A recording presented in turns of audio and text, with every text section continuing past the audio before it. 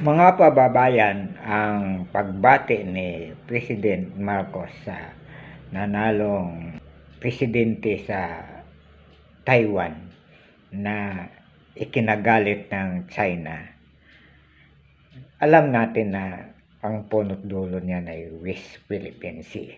Para sa kanila, ang ginawa ni President Marcos na nakipagkaibigan sa US, galit sila dahil nung pinalitan ni Presidente Marcos na si Presidente Duterte ay nakipagkaibigan sa kanila at imbes na kaibiganin din nila ay kinakamkam ang ating teritoryo dyan sa West Philippine Sea.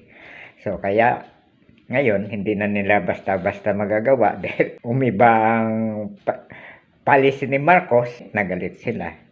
Yung pagsimpleng pagbati na dapat maintindihan nila na marami tayong Pilipino na nagtatrabaho sa Taiwan, mga 250,000, ay natural lamang yon. Huwag nilang igiit yung sinasabi nilang one China policy. Sila lang ang may sabi noon eh. Pakialam na nila sa atin. Bakit? Alipin na ba nila tayo na wala tayong karapatan kung ano ang ating gagawin at pipigilan nila yung simpleng pagbati lamang kasi para sa kanila nire-recognize natin na Taiwan ay parang independent na bansa na. Parang pag nagbati ka sa kanila, nire-recognize mo ng Taiwan na isang ganap na bansa na. Samantalang sa one China policy, sinasabi nilang iyan ay probinsya nila. Tama naman yon, probinsya nga nila yon.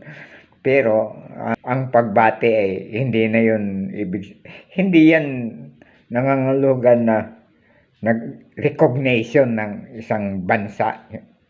Binati lang eh. Didiktahan pa nila tayo eh. Pero yung sinabi nilang dapat pang magbasa ng libro si President Marcos ay insulto lang yon, hindi sa kay President personal kundi sa buong nasyong Pilipino. Included na doon yung mga propagandist nila na Pilipino dito. Okay lang. Pero wag nila sa ngayon nakakagalit talaga yan. Sila ngayon ang galit.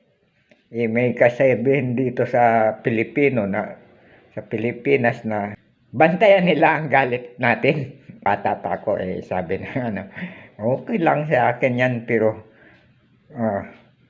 wag bantayan nila naman ang galit ko. Mayroong mga kasabihan ganyan hintayin nila ang galit natin. Alamin naman nila kung sino si Lapu-Lapu at saka si Andres Bonifacio. Dapat mag-aral sila ng history ng Pilipinas.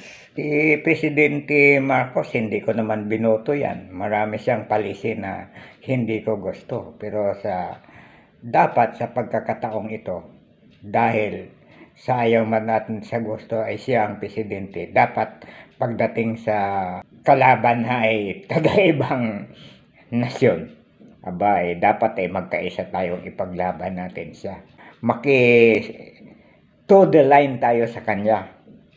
Huwag na natin katulad ng ibang mga senador yan na kinontra pa yata ang policy ni Marcos O kundi pinangaralan pa si Marcos Presidente natin yan dapat pagdating dito sa loob ng Pilipinas, maglaban-laban tayo. Pero kapag nandoon na ang kalaban natin ay nasa labas na, dapat magkaisa tayo. Meron pa tayong mga senador pa naman parang kinontra pa si Marcos To the line ka na dapat.